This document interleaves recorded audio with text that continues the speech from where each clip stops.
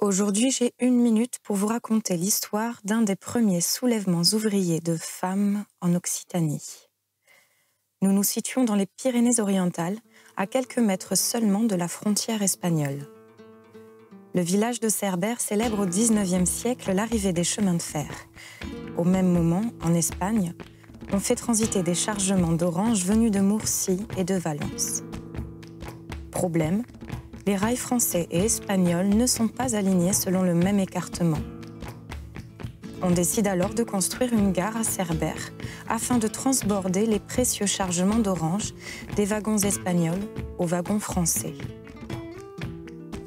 Cette tâche, considérée comme minutieuse et délicate, sera confiée à des femmes, les transbordeuses de Cerbère. C'est jusqu'à 300 ouvrières qui seront employées pour le chargement et le déchargement d'oranges en vue d'irriguer les marchés européens. Un travail pénible consistant à transporter des paniers de 15 à 20 kilos d'un wagon à l'autre en passant sur un simple pont de bois. De jour comme de nuit, sous un soleil de plomb ou sous la pluie, les transbordeuses pouvaient travailler jusqu'à 23 heures d'affilée si les récoltes étaient abondantes. Elles étaient rémunérées 75 centimes par wagon, 1 franc par chef d'équipe. Un salaire parfois supérieur à celui de leur mari, le signe d'une véritable émancipation pour ces femmes.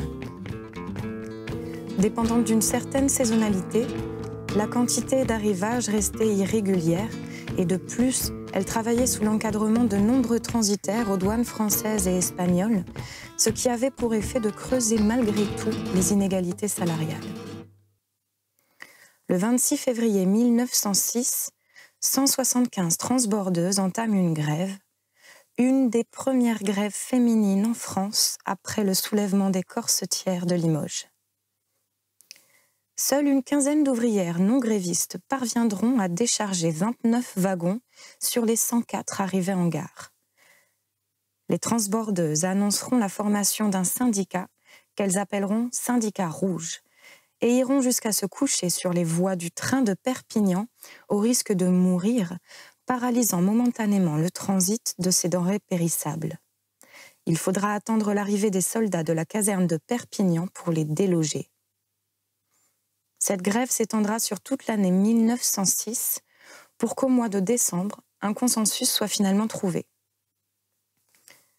Le patronat cédera en créant un syndicat nommé « Syndicat jaune », destiné à protéger les droits de ces travailleuses.